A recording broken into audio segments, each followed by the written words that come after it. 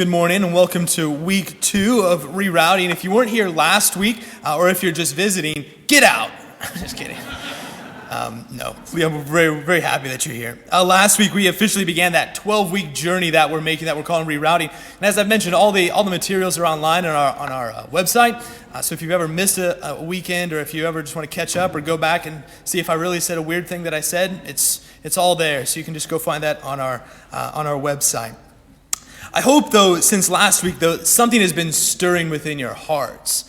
Last week we began by talking about how it's very, very easy to feel lost even when we're here at Mass. Like, we understand, we're Catholics. Most of us are Catholics. We understand like how Mass works, okay? But sometimes we look at it and we're less like, I don't really get it. Like, what are we doing here? And it's not just that we feel that here, but it's very easy to feel that out there as well. It's very easy to feel lost even in our own life. Again, it's those questions of, why am I here? Why do I exist? Where am I going? How do I get there? What's the purpose of my life? How can I find real and lasting happiness, not just fun times or fleeting moments of pleasure?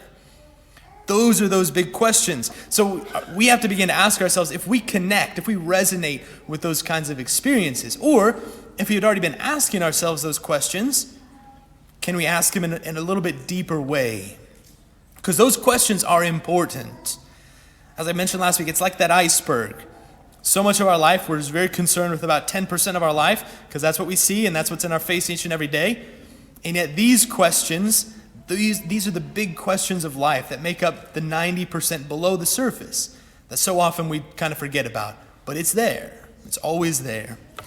This great news then is that God gives answers. God's revealed the answers. He's told us why we're here, where we're going. He's told us how to get there. God's revealed to us how to find that lasting happiness, not just those fun times. And He's revealed it most fully, spoiler alert, in Jesus.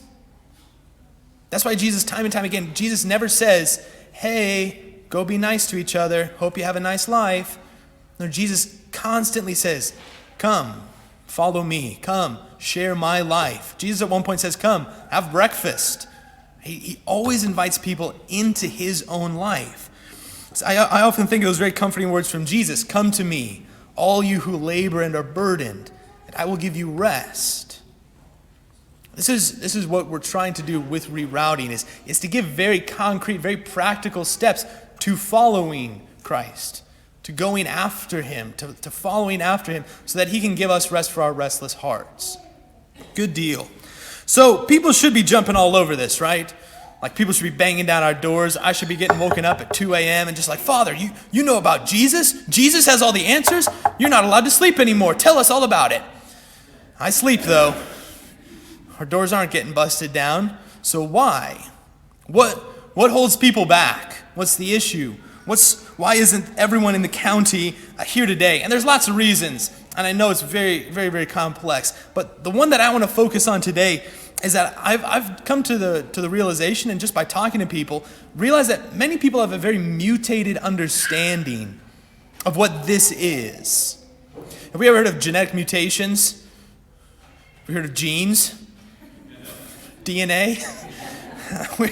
We're going to have to do a quick little biology primer.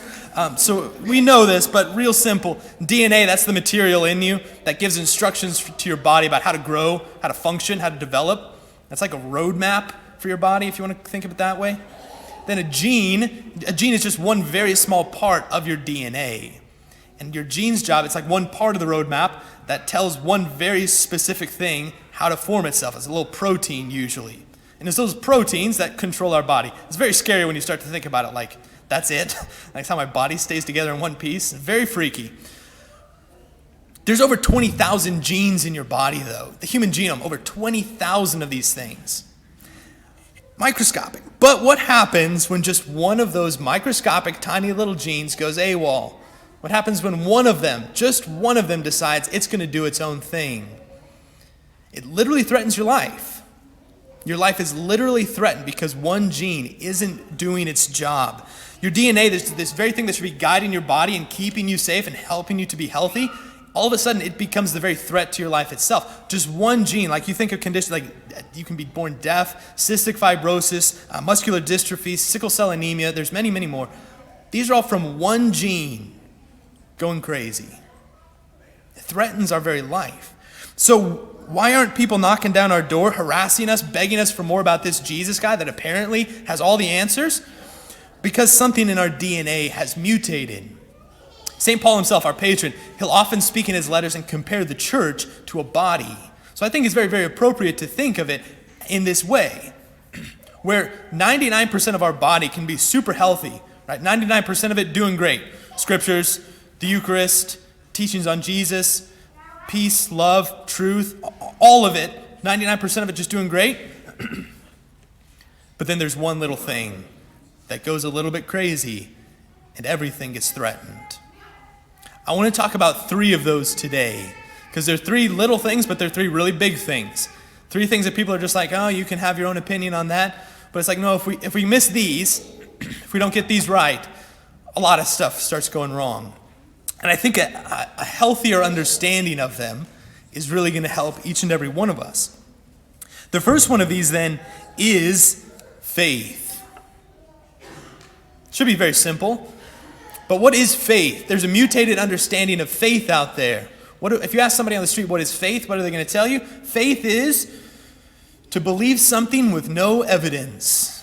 Faith is that thing that people do that, they've never picked up a science book, so they're the people that need faith.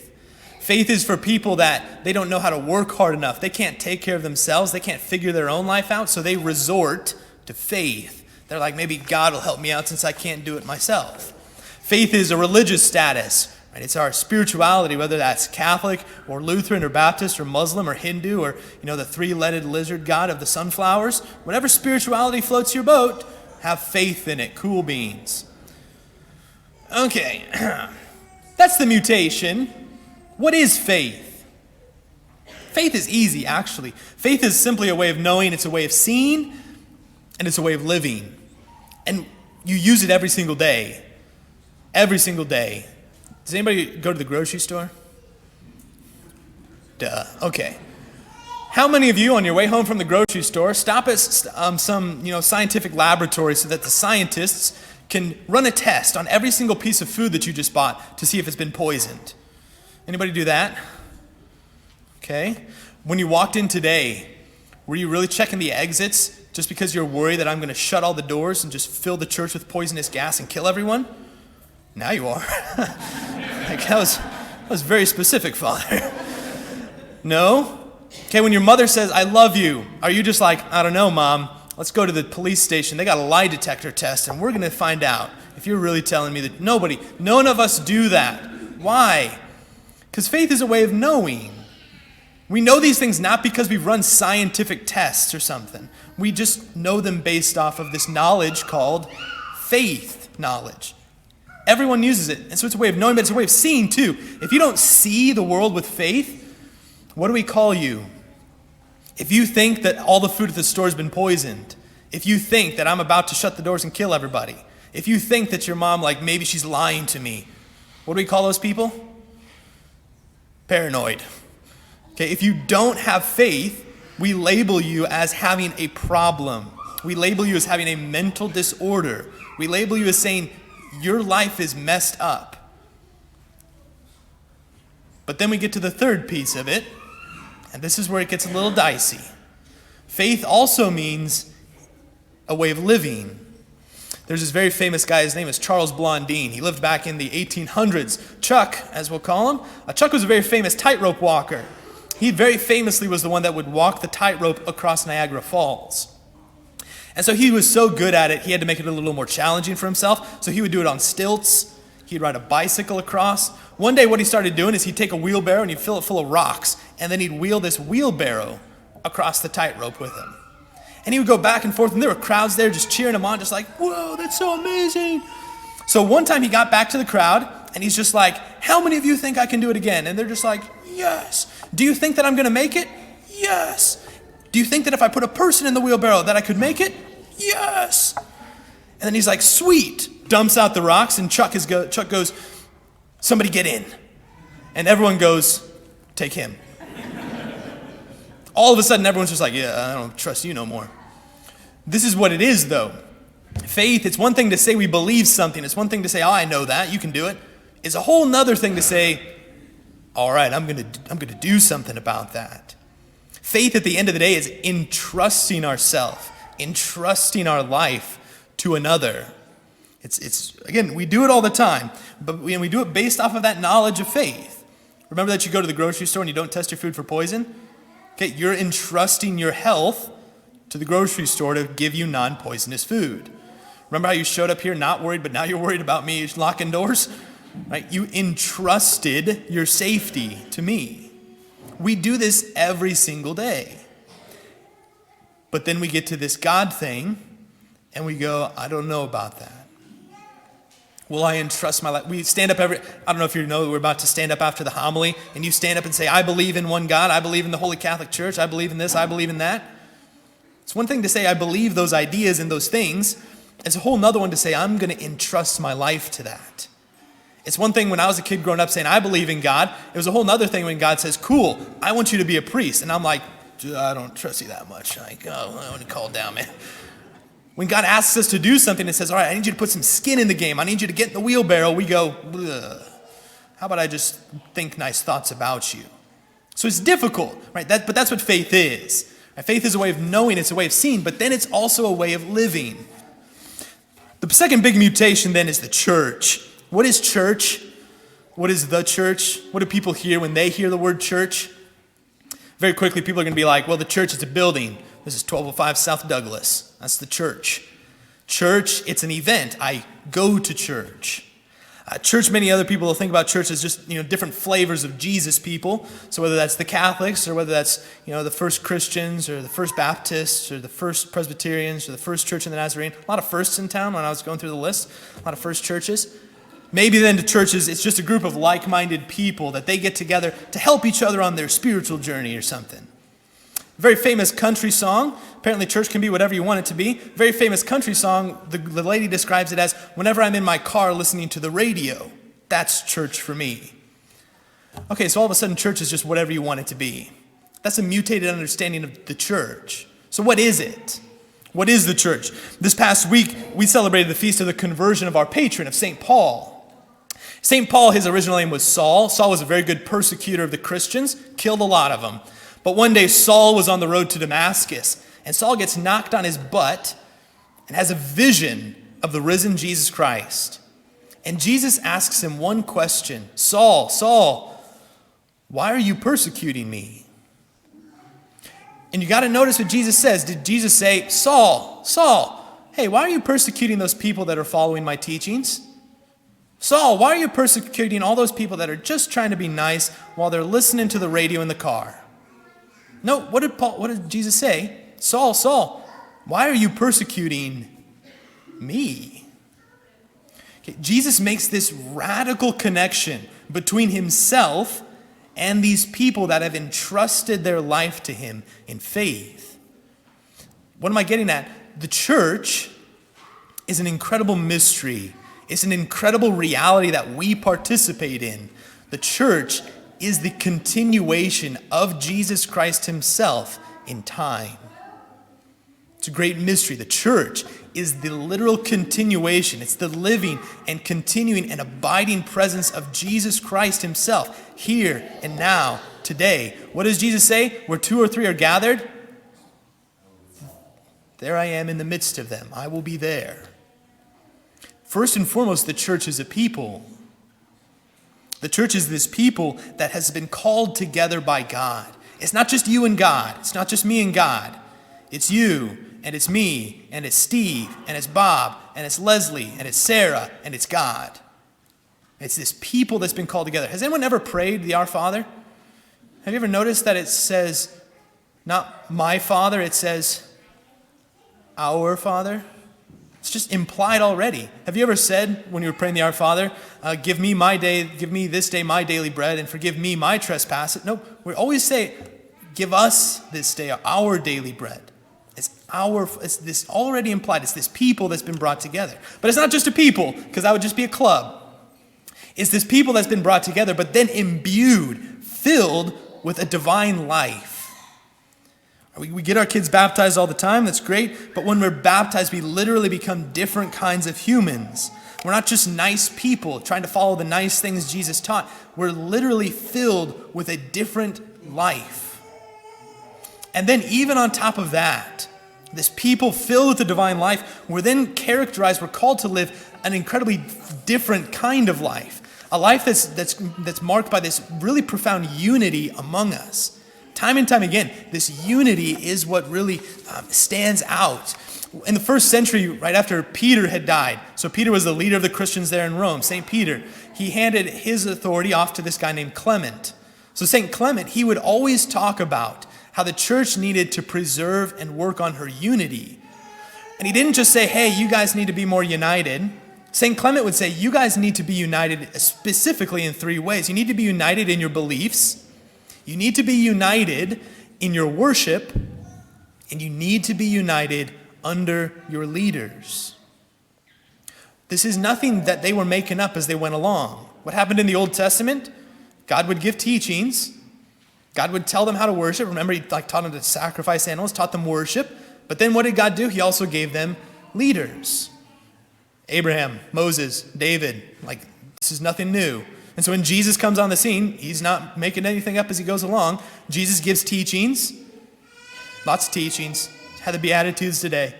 Jesus does then what? He teaches them how to worship. We think of the Last Supper, telling us how to baptize, all that. But then Jesus also gives us leaders. He called the 12 apostles. There was the chief apostle among them, St. Peter himself. What do we call them today? We call them bishops. We call them the Pope. Our bishop here is Bishop Carl Kemi. Our Pope, Pope Francis. We hear it all the time, and yet that's what's going on. This new union, this unity isn't just with me feeling close to God when I feel close to God. It's very real, and it's very concrete. He's the vine, we're the branches. He's the head, we're the body. You can't have Christ without the church. So that's what the church is. But that brings us to this last mutation then, and that's the element of mission. What's the mission? When I ask that, people are usually just like, what? There's a mission? And I'm just like, yeah, there is. They go, what? Or I press them, and then they're just like, oh, the mission, yeah. I know. Love God, go to Mass, and be nice. Okay, there's a little bit more, looking for a little bit more. If I were to ask you and to say the purpose, St. Paul Parish exists in order to, fill in the blank, what would you say? We exist in order to, what's the mission? So think about it, if the church is the continuation of Jesus Christ, if the church is the continuation of Jesus Christ in time, and then us, the members of this church, we're the members of his body, our mission is to carry on his mission. We don't have to make up a new one. Our mission is simply to carry on the work that Christ himself started. Again, you think back to the gospel last week. Jesus sees Simon Peter and he sees Andrew and he calls them. He says, come to me and I'll make you fishers of men. Right? He calls them first into this profound unity, the church. But then he says, because I'm going to make you fishers of men. Because he's then going to send them out. There's going to be a mission attached to it. You never, in Scripture, again, this is nothing Jesus is making up. In Scripture, no one ever has an encounter with God. Nobody ever experiences God without also being sent out. Moses experiences God in the burning bush, but then he is sent out to Egypt to liberate his people. Isaiah has this incredible vision of God in the temple, then he's sent out to be a prophet. Saul, incredibly experience of God on the road to Damascus, sent out to preach. The church throughout history continues the mission of Christ himself. The church breaks this down in three easy ways. The church worships God, the church serves the poor, and the church evangelizes. That's it.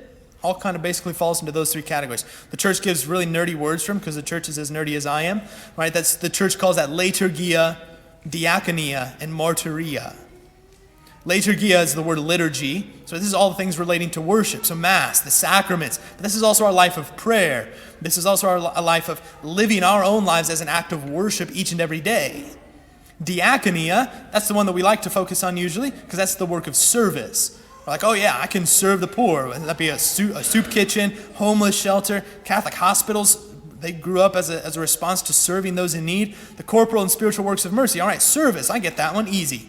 But then we get to the third one, and this is the one where we're just like, somebody else can do that one. I'll let somebody else take that one. And that's martyria. This is that life of witness, of evangelization. Our life is meant to continue to proclaim Christ and to bring others to him. Pope Paul VI, he was back in the 60s. Pope Paul VI made the bold claim that the church exists in order to evangelize. Bold claim. But he says the reason the church exists is to evangelize, is to bring others to this profound relationship with Christ as well. So that's the point. Far from being nice people who go to church on Sunday, there's a great mission. And it's a very high call what this mission is. Each week during rerouting, we're going to have a little road sign that goes along with the homily. If you have your handout, it's that top right corner. This week's road sign is on-ramp. These three things that we talked about, faith, the church, our mission, these are the on-ramps. These are the things that can get us back on the highway, back in this direction towards God. And they get us there rather quickly when you start to think about it. Faith is that way of knowing and living so that we can entrust our lives to another, literally entrust our lives to Christ. And we don't just entrust our lives to some ethereal, pie-in-the-sky sort of Jesus. No, we entrust ourselves very concretely to Jesus as he exists today, to the church. The church is the continuation of Christ in time. The church isn't just a nice little country club that we pray together. No, it is Christ. And so in order to truly live this, we have to entrust our lives to the church, to her teachings, to her worship, to her leaders. It's very concrete. It's not little, it's very concrete. And then as members of this community, we discover that life's no longer about us. We take on the mission of Christ. Our lives are a little bit more important than we typically think about because our lives have been raised to the level of importance of Christ himself. Think about how important Jesus is, okay? Your life is that important too. Far from being this isn't just people who believe stuff based on no evidence and like to get together to say some prayers because we want to be nice people. That's very lame. Trust me, I don't want to do that either. That's a pretty lame thing. But no, what happens when this is entrusting our life to the person that has all the answers, that can give us the fullness of life, and that seeks to incorporate us into his own mission in life? That's a big deal. That's a life worth living.